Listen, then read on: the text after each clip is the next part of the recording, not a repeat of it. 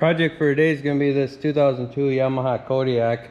In a previous video we replaced the front wheel bearings on this side and the front axle. So when the wheel bearings were bad, it was kind of tilting the wheel and it wore out the brake pads in there. So we're going to replace the brake pads on this. We're just going to do both sides. I'm sure they both need to be done. And then the caliper pins where they slide back and forth, I'm sure are sticky. These Yamahas were bad for that. So we'll dig into that and I'll show you how you break those loose, and then this one should be ready to go. We're gonna go do some riding with it this weekend, so maybe I'll put some of that footage at the end of the video here. Get this front wheel off of here first. You can kind of see there's a little bit of the brake pad left, but then that one on the back side is just gone. You'll see that once we get it off of there.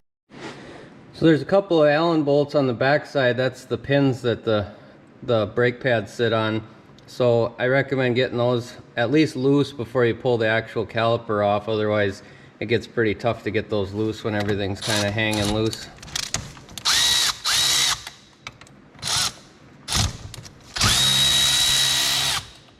So I'll leave them in there for now until we get it off. That way the pads don't just go flying and stuff. So. And it's just two 12mm bolts.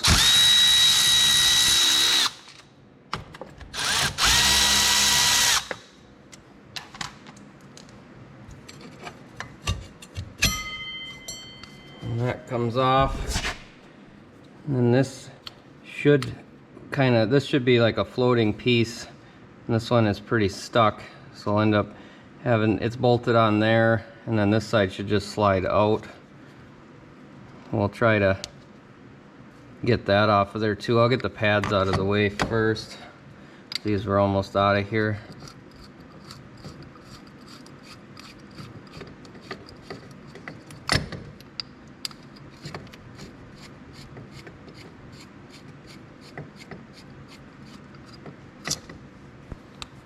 And these pins you want to make sure aren't too rusty or anything either. It's good to clean those up. Sometimes they can be kind of hard to get out of there, but there's a hole that goes all the way through, so you can, once you get the part unthreaded, you can tap a punch or something through there to get them out of there. Then you can see we're right down to metal on that brake pad. This one isn't too far off. So we'll try to deal with this now. This should actually slide pretty easily, so I'll try to pry that out of there. So I bolted one bolt back on, and then I'm gonna see if I can get this to come loose, this pin here, which it did. So that's one good sign anyway. I'll unbolt it again and get it out of here.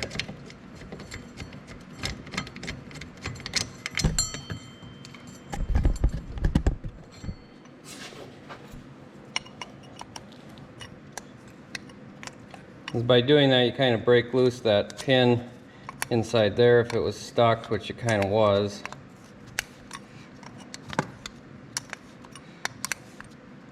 And it kind of pushes out on that anyway.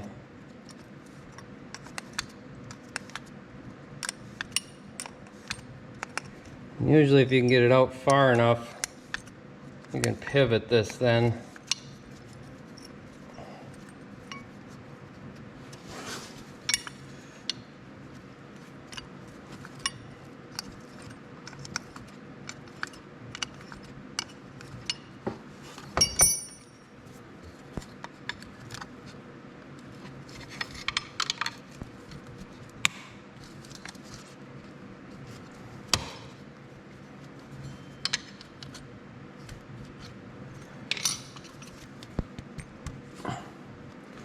So you see how that moved up, kind of helped break loose that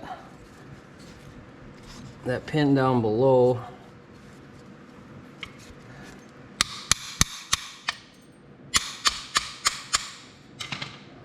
I got it a little farther. Now we can get this pin out of here, which this one doesn't look too bad. It looked like it had a little bit of grease on it, but it was real gummy.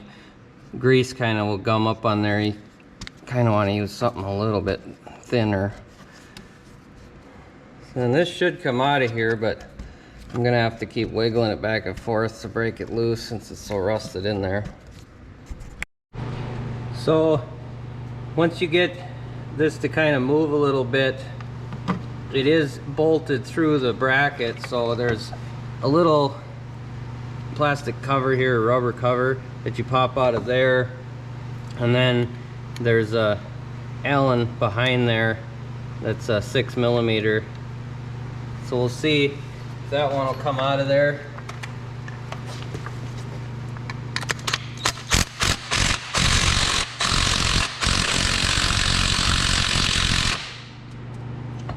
So it came off the bracket, but and there is a little washer behind it too to make sure we don't lose.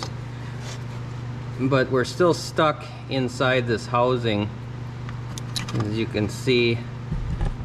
Maybe you can't unless I get some light in there or something, but it's super corroded down in there.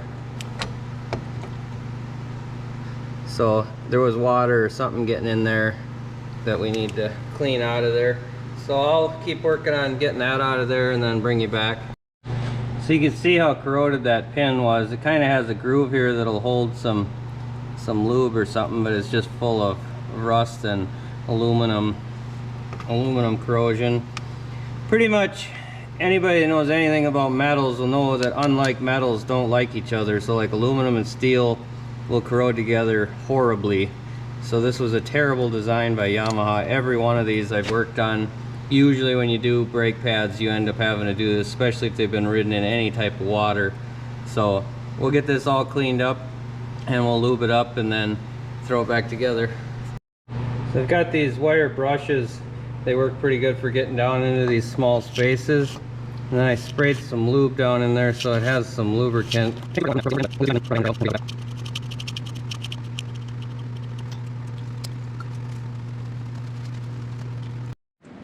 So for the lube, I'm just going to use this brake lubricant. It's not quite like regular grease. Usually get them in these little packs really cheap at the parts store when you're doing brakes or buying brakes. But we'll just run a bunch of that on there and make sure it slides freely when we get it put together, and then we'll be good to go. So we got both of our pins back in, and you can see you can move them back and forth now. So I'll get that bracket back on here, and then we'll have to compress this piston back in, and then we'll put our new pads in. And just for a little bit extra lube, I squirted some grease in there before I'll put this cap back on. So we got that. So now we just gotta compress that piston. I'm gonna go take the cap off of the reservoir up there. Looks like our brake line actually is out of the holder. It should be there. I'm not sure why that's like that, but I guess it's not in the way of anything, so I'll leave it.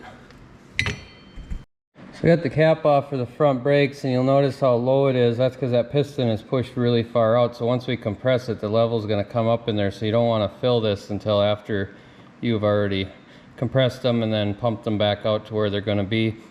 This cover has these Phillips screws in it, and you want to be kind of careful with them. They can get rounded out pretty easily. So if they start to go hard, you kind of want to use like an impact driver like this. It's got the screwdriver on the end, and then you just make sure it's going the right direction, and you hit the top with a hammer, and that'll kind of crack it loose, and then you can use a regular screwdriver after that.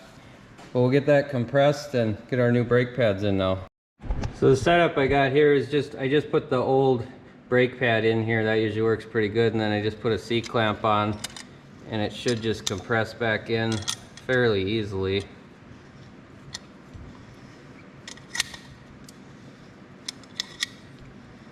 This one's taking a little bit of force, but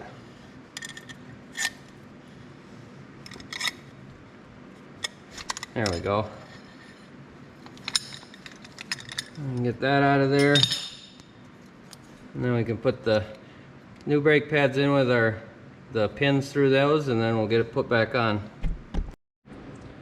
So I'll put the pins in here first. I did put some anti-seize on those, mainly for where it goes through the calipers, where it'll end up hanging up on you. These are just some cheaper Caltrick brake pads that I got off of eBay. We do quite a bit of riding in sand and mud and stuff, so you wear them out fairly quickly. So seems like the more expensive ones wear out just as fast, so this time I'm just going with the cheaper ones. And I gotta kind of try to line the pins up to go all the way through. And we'll get them threaded through.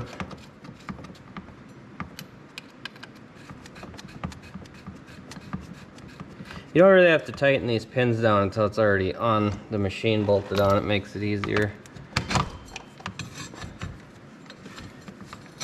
We just gotta spread the pads apart so they slide over.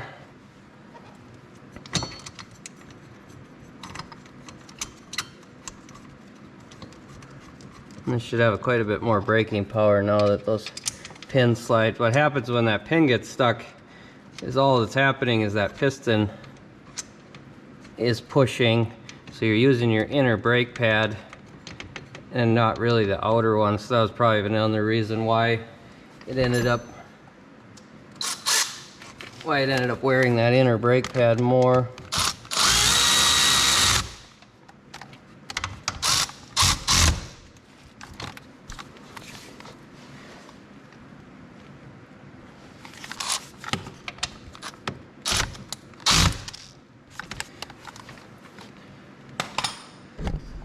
There.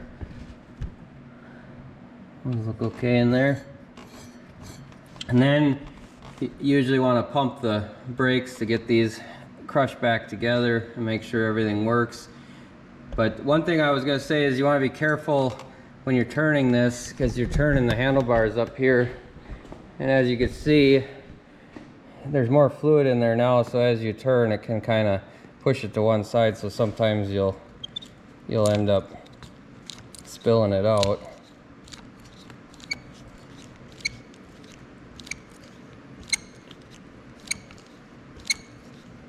Still a little bit spongy, but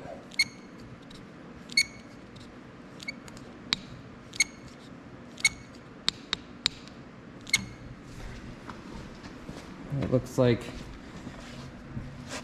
that closed up. I think this side's gonna be good to go. I probably won't film too much in detail the other side. It's just kind of more of the same, so I'll kind of speed through that side.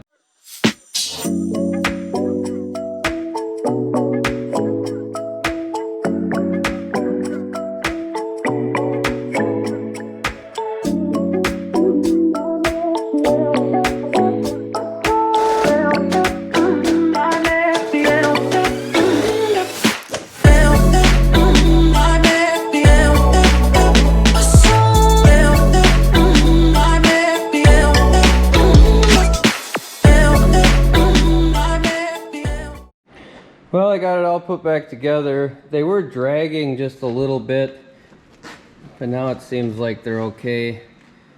I think the calipers had been pushed out so far for so long that they were probably a little bit corroded on the pistons. I probably should have pulled them out, cleaned them a little bit, but I sprayed some lube around the pistons and it seemed to help a little bit, pushing them in and out. But that's gonna do it for this one. Just thought I'd do a quick video on doing the front brakes on this thing.